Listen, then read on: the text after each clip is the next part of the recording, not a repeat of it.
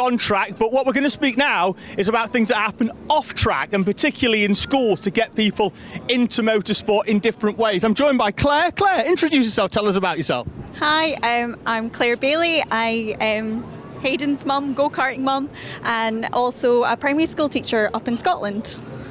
And obviously, we have the drivers on the track. We see so many drivers, they come in as drivers, they get to an age, they go down different routes, they want to become mechanics, they want to go into engineering, and that's something that you're trying to push at school.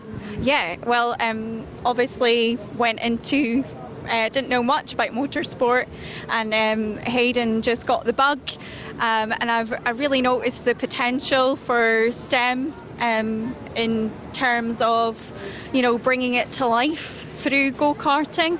There's just so much in terms of learning opportunities for it, but obviously there's a big cost to it as well.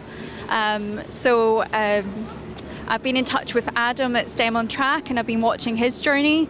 His recently he had about 40 schools competing at Wilton Mill, where they had actually built their own go-kart from scratch, and they've been working on that all year.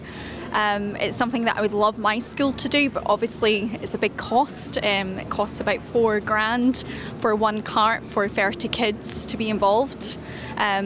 So yeah, that was something that I've spoken to my head teacher about, but unfortunately we're not in a situation where we can spare that when we can't even pay for glue sticks or good paper for art. So yeah, I got talking to John, who told me that he has come from a schools karting background.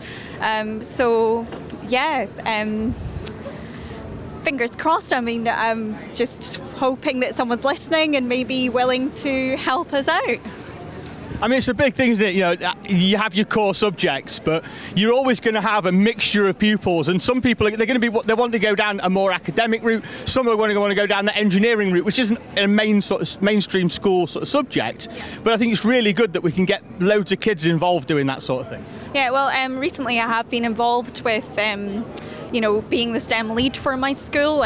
We've entered competitions like the primary engineering competition, which is funded. They found that really motivating. My husband has brought in Hayden's go-kart into the school, and the kids are just so fascinated. The questions are fantastic. They're really interested to know how it all works. So I think that they would love to get the opportunity to be involved in the STEM on Track, but cost. Yeah, of course. I mean, I've commentated on drivers that have been sort of 12, 13, 14, and then like a few years later, they've gone off, they've done a mechanical engineering degree, now they're working for Formula 4, Formula 3 teams, they're travelling all over the world. I know it's very young to be thinking about careers for them, but it really will set them up on a sort of pathway that can really open them up to Formula 1, to World Endurance Championship.